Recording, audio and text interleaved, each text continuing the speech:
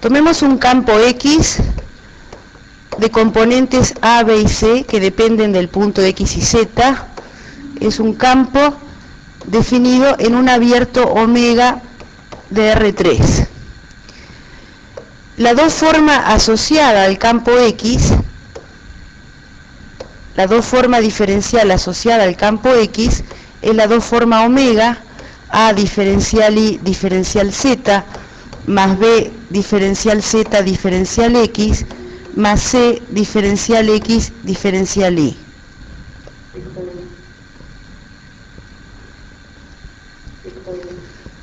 Tomemos S una superficie parametrizada.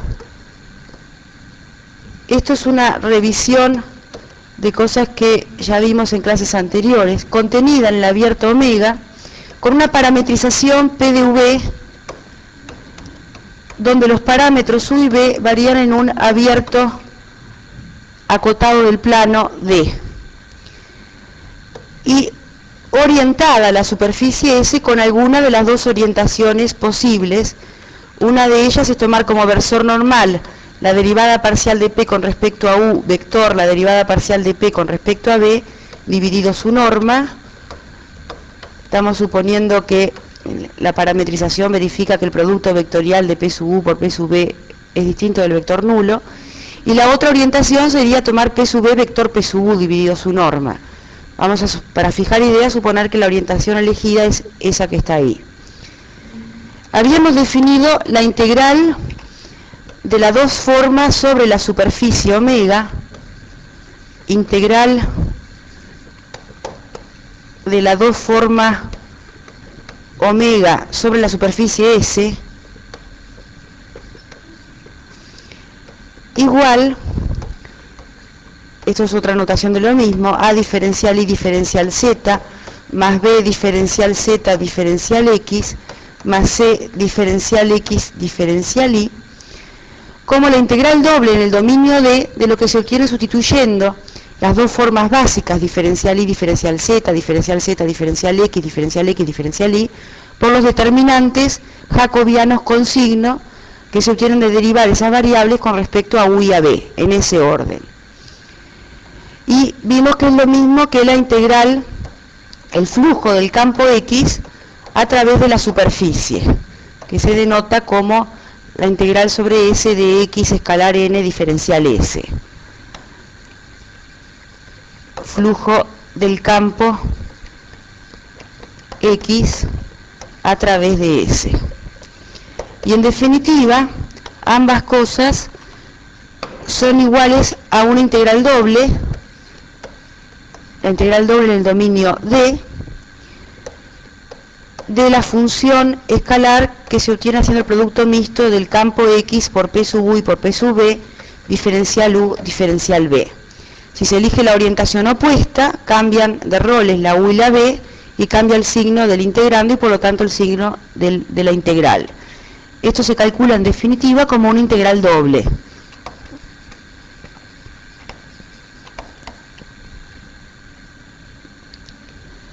Ahora vamos a ver cómo se define integral de superficie cuando la superficie está definida en forma global, o sea, como unión de parametrizaciones que cubren, que se solapan y cubren toda la superficie S.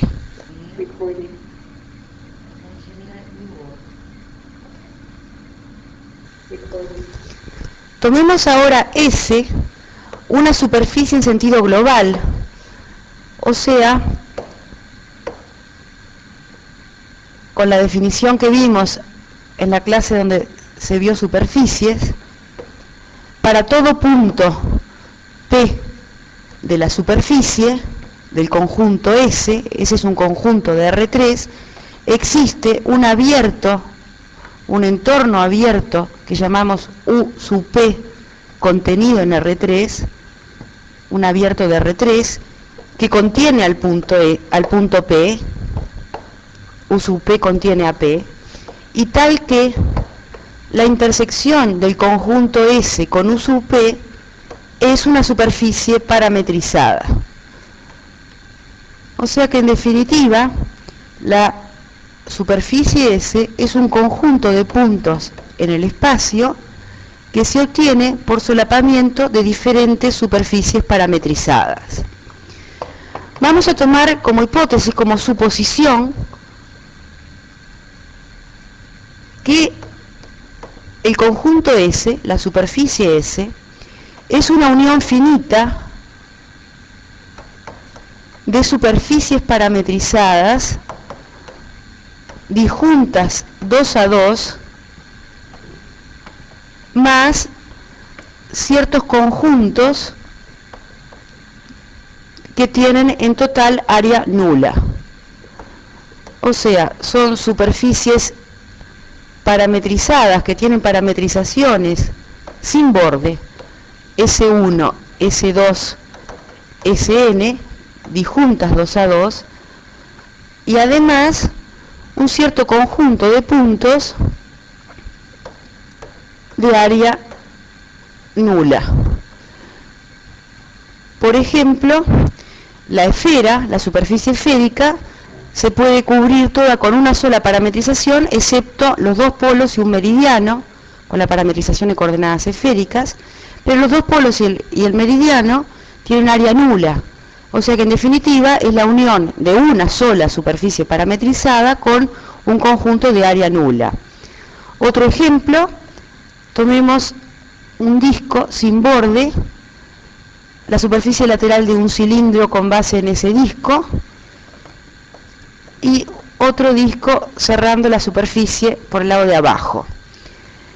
El cilindro, digamos, con tapas, que es la superficie lateral del cilindro, más la tapa de arriba y la tapa de abajo, se puede descomponer como unión de tres superficies parametrizadas. Una es la superficie lateral del cilindro menos un meridiano, parametrizado en coordenadas cilíndricas. Otro es el disco S2, parametrizado, por ejemplo, en coordenadas polares en el plano, y otro es el disco plano S3, sin las circunferencias.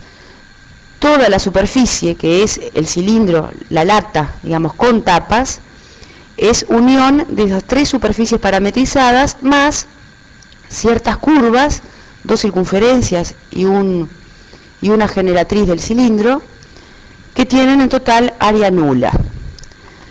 Por definición, vamos a decir, dada una cierta dos forma diferencial omega, definida en un abierto que contiene al conjunto S, que la integral de omega sobre S es la suma de las integrales de omega en cada una de las superficies parametrizadas S1, S2, Sn, que tienen que estar orientadas.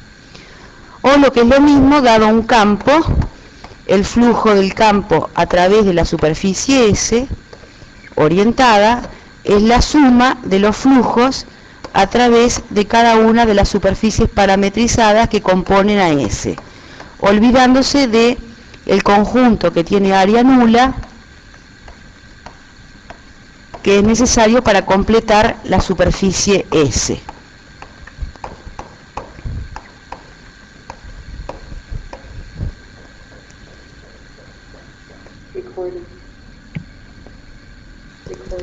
Vamos a ver un ejemplo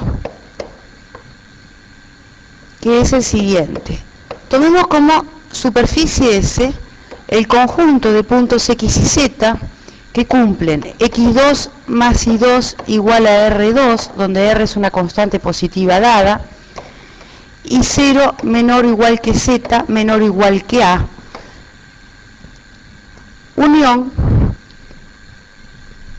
X2 más Y2 menor o igual que R2, con Z constante igual a A, unión X2 más Y2 menor o igual que R2, con Z constante igual a 0.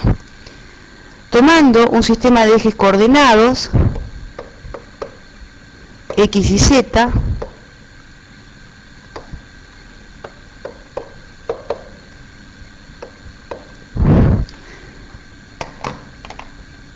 el conjunto S1 es la superficie lateral de un cilindro con base circular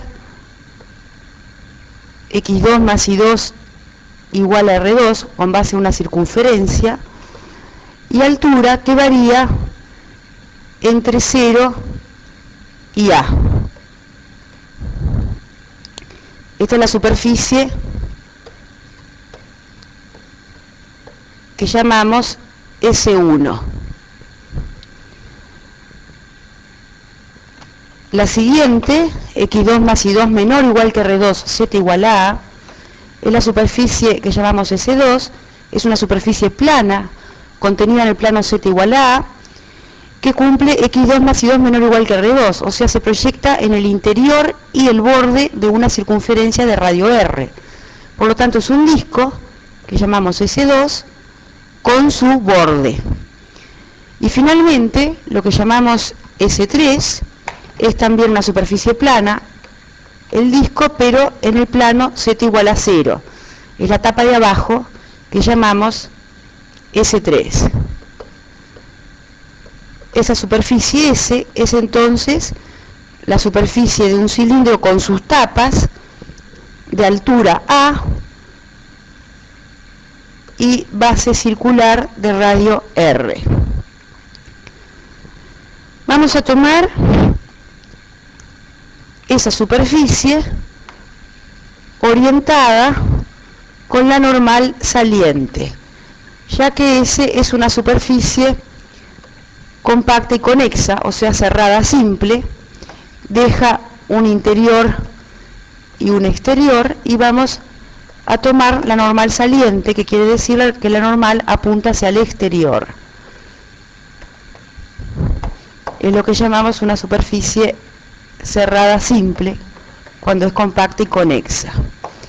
Esta superficie S se descompone en unión de 3 superficies parametrizadas y además 2 circunferencias y un meridiano.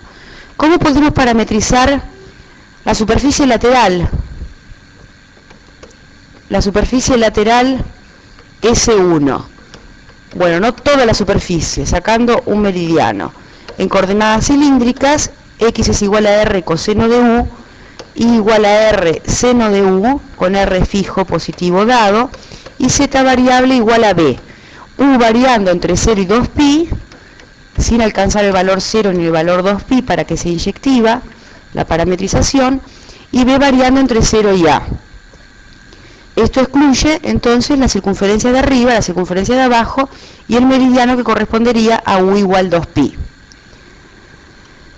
La normal, bueno, podemos calcular P sub u vector P sub b dividido su norma y luego averiguar si es normal saliente o no.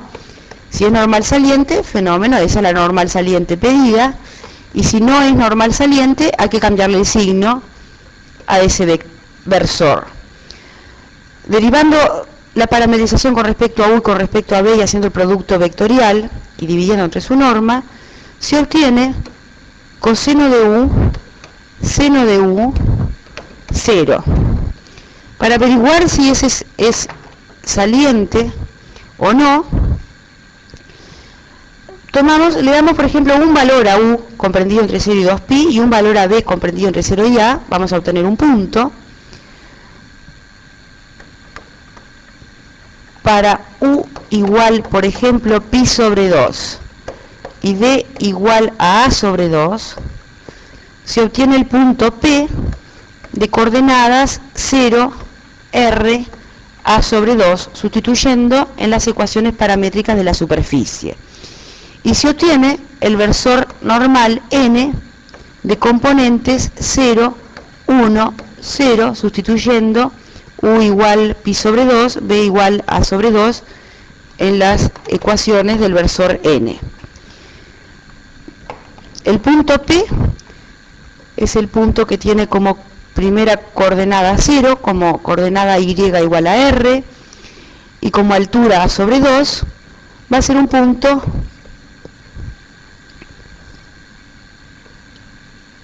de la superficie lateral del cilindro. El versor normal, que tiene como componente 0, 1, 0, observamos que es saliente.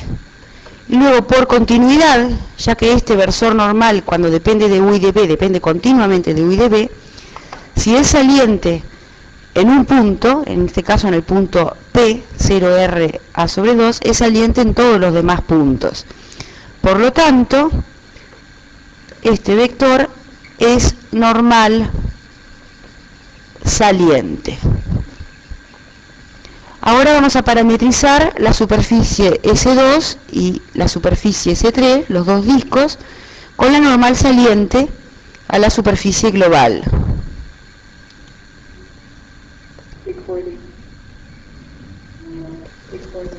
Bueno, teníamos el cilindro con su tapa de arriba que llamamos S2, la superficie lateral que llamamos S1 y la tapa de abajo que llamamos S3. Ya vimos cómo parametrizar la superficie lateral, excepto una generatriz, un segmento. Ahora vamos a ver cómo parametrizar el disco, la tapa de arriba S2 y la tapa de abajo S3. S2 lo podemos, está contenido en el plano Z igual a A, o sea que la tercera coordenada Z va a ser constante igual a A. Y las otras dos coordenadas, X e Y, vamos a tomarlas. Nuestros ejes están ubicados de esta forma respecto al cilindro, X, Y, Z, en coordenadas polares en el plano XY. La X es igual a ρ coseno de φ y la Y es igual a ρ seno de φ. Vamos a tomar ρ y φ como parámetros. ρ variando entre 0 y R para que sea inyectiva la parametrización y definida en un abierto no toma el valor 0 ni el valor R, y φ variando entre 0 y 2π. Eso parametriza todo el disco S2 excepto un radio y el centro. El centro, que corresponde a ρ igual a 0, no está comprendido en esa parametrización. La circunferencia ρ igual a R tampoco, el borde tampoco. Y el radio, que corresponde a φ igual 0 o a φ igual 2π, tampoco. Pero ese conjunto de puntos que no están cubiertos por esa parametrización tiene área nula. El versor normal saliente a la superficie S, a todo el cilindro, es normal el plano Z igual constante, Z igual a A, o sea que es el versor 0,01 o el versor 0,0-1. Saliente a la lata, al cilindro, tiene que apuntar hacia arriba, entonces el versor normal es el 0,01 en el disco S2.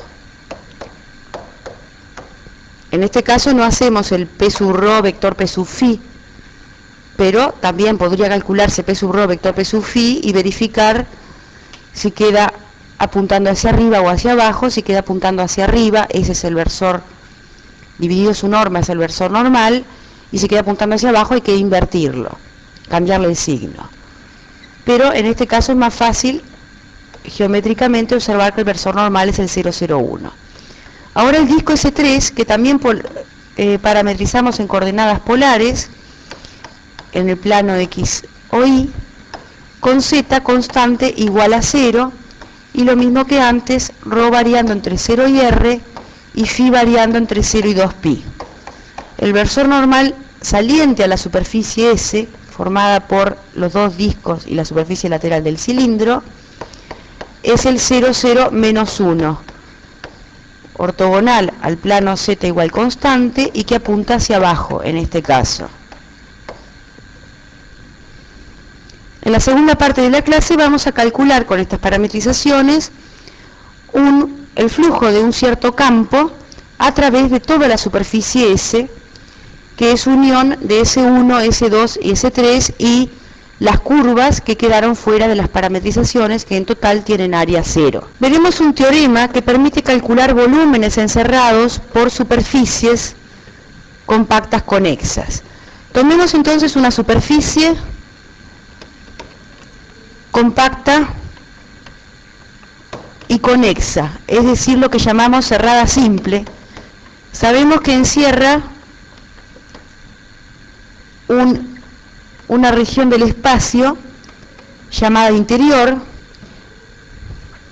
el volumen del interior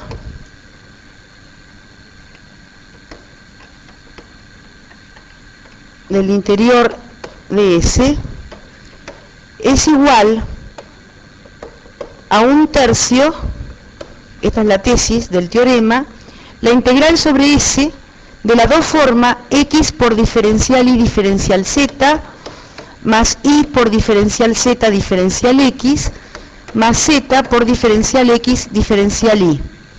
O sea, es igual al flujo a través de la superficie del campo x y z dividido 3. La superficie compacta y conexa tiene que estar orientada con la normal saliente. S orientada con normal saliente, o sea que apunta hacia el exterior.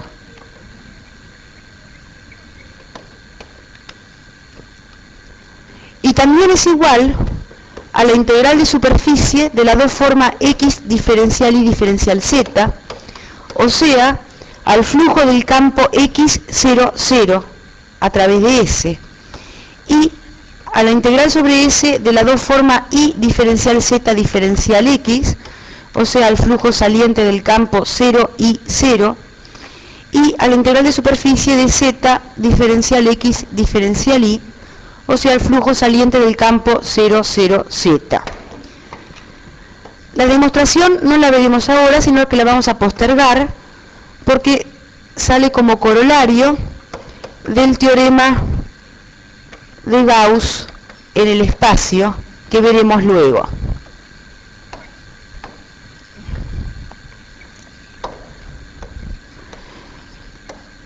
Este teorema es similar al teorema que permitía calcular el área encerrada por curvas planas, curvas cerradas simples planas, que se calculaba como integrales sobre la curva de ciertas formas y que salía como corolario del teorema de Gauss en el plano.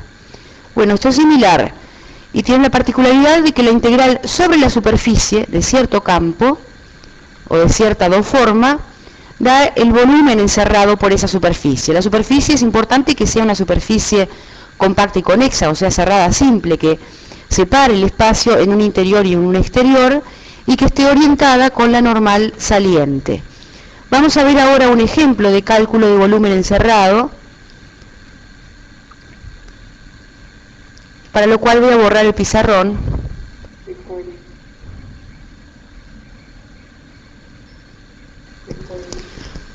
Como ejemplo, vamos a calcular el volumen encerrado por la superficie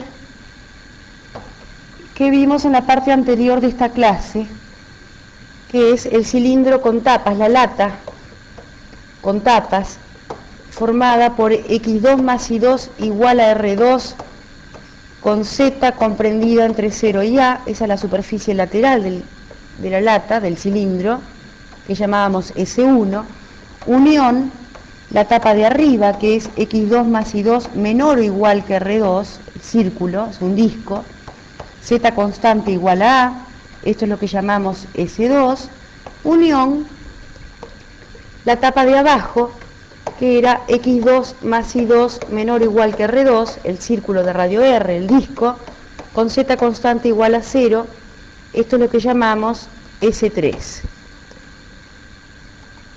Teníamos en definitiva la superficie S, formada por unión de tres superficies parametrizadas y un cierto conjunto formada por los bordes y lo que no quedaba cubierto por las parametrizaciones, que tenía área 0.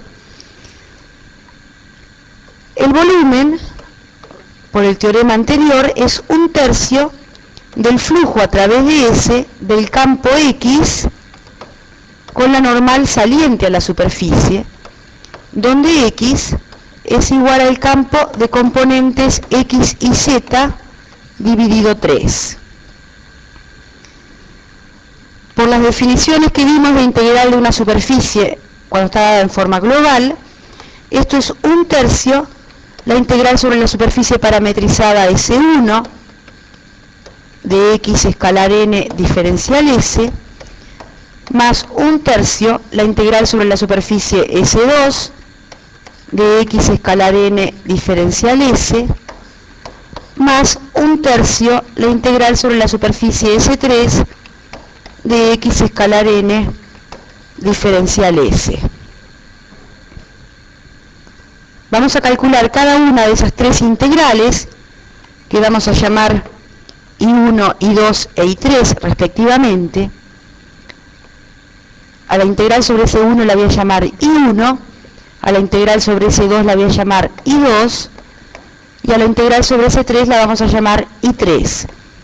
El volumen va a ser igual a 1/3 de la suma de I1 más I2 más I3. Vamos a calcular cada una de esas integrales usando las parametrizaciones que vimos en la parte anterior de esta clase.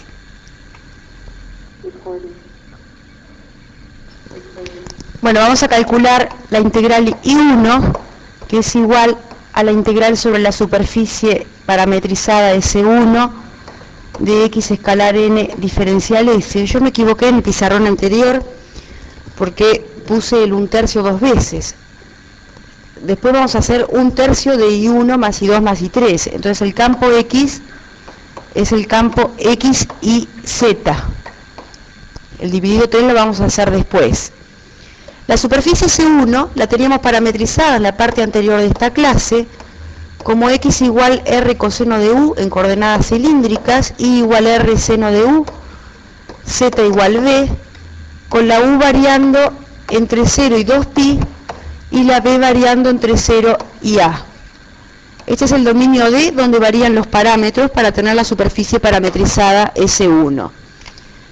Habíamos visto que el versor normal saliente a la superficie S1, al lateral del cilindro, saliente a toda S, era coseno de U, seno de U0. Eso lo vimos en la parte anterior de esta clase cuando parametrizamos S1. Y por otro lado, el diferencial de área, diferencial S, sabemos que es P sub U vector P sub B en norma, diferencial U, diferencial B. Calculando P sub U vector P sub B en cualquier orden, porque después vamos a calcular la norma, el producto vectorial y la norma de P sub U vector P sub B da igual a R en este caso. Por lo tanto, la integral I1 es igual a la integral doble en el dominio D donde varían los parámetros, integrado respecto al parámetro, a los parámetros, de R, que es el producto escalar de X por N, por R diferencial U diferencial B, que es el diferencial de área. Eso es igual a la integral entre 0 y 2pi con respecto a U, por la integral entre 0 y A con respecto a B, de R cuadrado, lo cual resulta en 2pi R cuadrado A, que es la primera integral, I1, que íbamos a calcular. El producto escalar de X por N da R, sustituyendo X y Z en el vector X por R coseno de U, R seno de UB, y N por el versor coseno de U, seno de U0. O sea, acá podemos escribir el producto de X por N que fue utilizado, que es R coseno de U, R seno de U, B, producto escalar coseno de U, seno de U, 0, y esto da R, que fue lo que utilizamos para calcular la integral I1. Ahora vamos a calcular la integral I2 y la integral I3, sumar las tres y dividir entre 3, para tener el volumen encerrado por la lata cilíndrica. Para calcular I2, que es el flujo a través del disco S2, la tapa superior de la lata, del campo X de componentes X y Z, usamos la parametrización que tenemos de la superficie S2, que es en coordenadas polares, x igual a ρ coseno de phi, y igual a ρ seno de phi, polares en el plano x o y, con z constante igual a y ρ variando entre 0 y r. Esa es la parametrización del disco, del círculo de radio r, plano, y phi variando entre 0 y 2pi. Este es el dominio D, donde varían los parámetros. Habíamos visto que el versor normal saliente a la superficie global S era el versor 0,01, perpendicular al plano z igual a y que apunta hacia arriba. Por lo tanto, el producto escalar de x por n sobre la superficie S2 es la tercera componente del campo x, que es igual a z, y z es constante igual a, es igual a a. Por otro lado, el diferencial de superficie es la norma de p sub ρ vector p sub phi, porque ρ y phi son los parámetros, de ρ de phi. Calculando la norma de p sub ρ vector p sub phi, derivando respecto a ρ, respecto a phi, calculando el producto vectorial y la norma, da igual a ρ. En general, ese diferencial de superficie es el diferencial de ρ y de phi, donde ρ y phi son los parámetros, por el jacobiano. En este caso es el jacobiano en polares. Y 2, por lo tanto, resulta igual a la integral doble en el dominio D, donde varían los parámetros, de x escalar n, que es a, por ρ de phi, que es el diferencial de superficie, de área. Esto es igual a la integral entre 0 y 2pi con respecto a phi, por la integral entre 0 y r con respecto a ρ de a por ρ. Esto es 2pi a r2 sobre 2, o sea, pi a r2. Y tenemos el resultado que queríamos de I2, que es pi por a r2. Ahora falta calcular I3, sumar I1 más I2 más I3 y dividir entre 3 para tener el volumen encerrado. Bueno, vamos a calcular I3. I3 es la misma integral pero sobre el disco S3, y el disco S3 se parametriza con z constante igual a 0 en polares, de la misma manera como parametrizamos S2.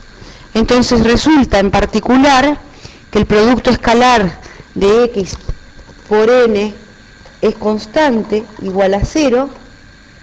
El versor normal ahora es el normal saliente, que es 0, 0 menos 1.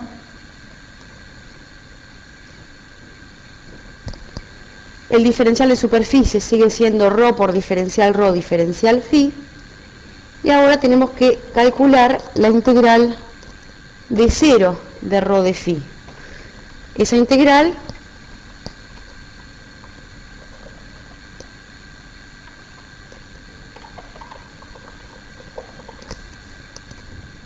y 3 da obviamente 0. Con lo cual resulta que I3 es igual a 0.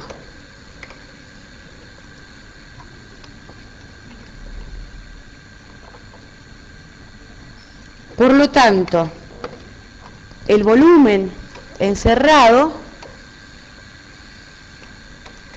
que es igual a 1/3 de I1 más I2 más I3, es igual a 1/3 de 2pi a R2, que es I1, más pi a R2, que es I2, más 0, que es I3, y esto es igual a pi por a R2, o sea, el área de la base, que es pi R2, por la altura, que es A.